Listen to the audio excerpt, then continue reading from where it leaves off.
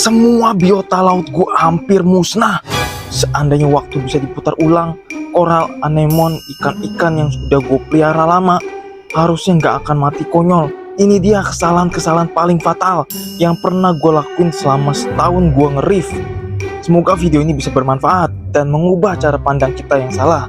Wih, gila dramatis banget kan gue. Oke, bercanda guys. Sekarang serius lagi. Kita masuk ke videonya. Let's go.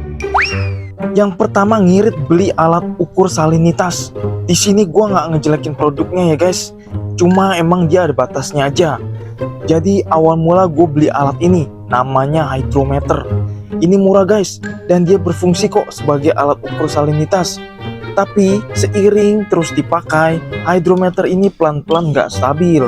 Kaca mulai berlumut, jarum mulai dekil, sehingga pengukurannya tidak akurat lagi.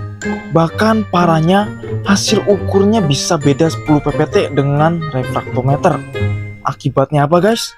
Wah, ini gila banget sih.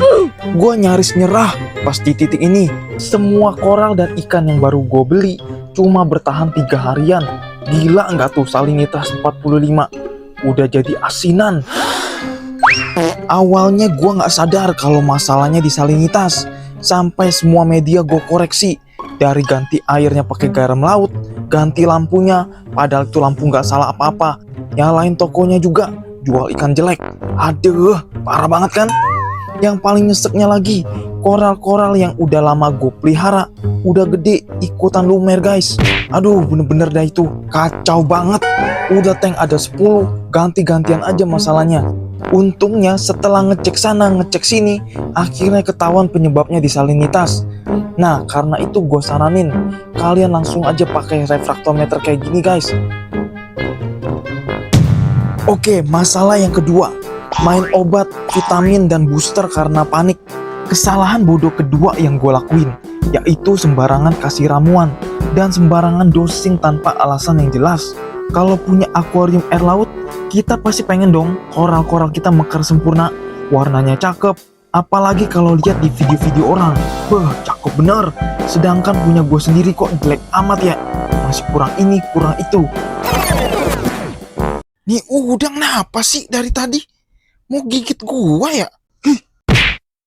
Akhirnya karena pengen bisa begitu juga, gue belilah bermacam-macam koral nutrisi, dosing, booster. Di sini gue nggak ada video barangnya, soalnya udah gue buang, gue nggak pakai lagi. Waktu itu langsung gue kasihin rutin. Salahnya gue nggak pernah tes mineral di airnya, jadi ngasihnya cuma pakai feeling aja. Hasilnya, yes, koral gue malah jadi cute. Beberapa sempet ada yang lumer, ikan juga kena, terutama ikan yang baru datang sih. Mungkin karena kandungan mineral yang tidak seimbang kali ya. Oke, pertama gue nggak bilang produk-produk itu salah ya guys. Yang salah itu guanya. Kasih ini, kasih itu tanpa dasar yang jelas. Gak pernah ngecek, gak pernah ngukur parameter. Tapi dari pengalaman ini gue belajar kalau booster-booster itu bukan segalanya kok. Mereka itu adalah alat bantu ketika kita mau mencapai target tertentu. Bukan ramuan ajaib yang sekali ditetes, koral langsung mekar. Pertumbuhan biota laut kita tergantung bagaimana ekosistem di akuarium kita. Dan ekosistem itu sendiri harus dibangun dengan parameter yang stabil.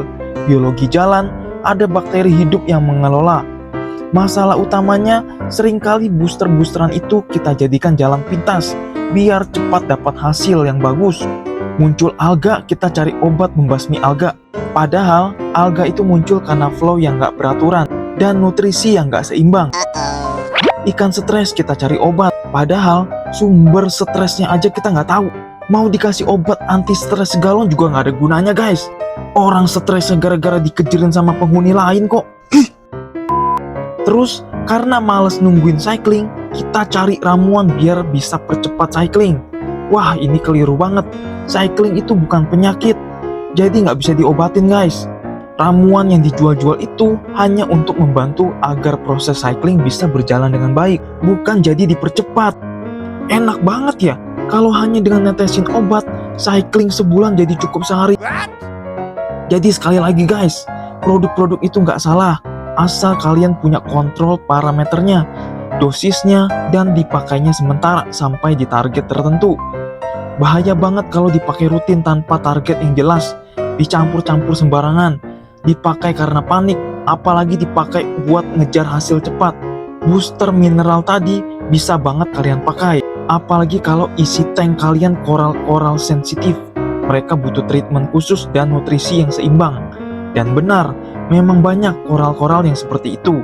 Tanpa dosing, sebenarnya sulit banget pelihara mereka di akuarium, seperti jenis-jenis SPS. Karena itu kita perlu alat bantu, ramuan, dan dosing tadi. Parameternya pun dijaga ketat, gak sembarangan. Untuk mendapatkan hasil yang terbaik, tetap butuh proses dan waktu yang lama. Oke, itu dia guys, pengalaman gue membangun 10 nanotank selama setahun ini. Gue gak bilang cara gue paling benar, tapi dari semua itu gue belajar satu hal. Akuarium laut itu bukan soal seberapa banyak dosing yang kita punya, tapi seberapa paham kita sama ekosistemnya. Ramuan dan dosing itu adalah alat bantu kita. Pondasi yang kuat tetap dibangun oleh bakteri-bakteri hidup, jangan dibalik.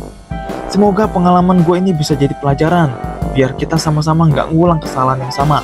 Happy New Year 2026, sampai jumpa di next video guys, bye-bye.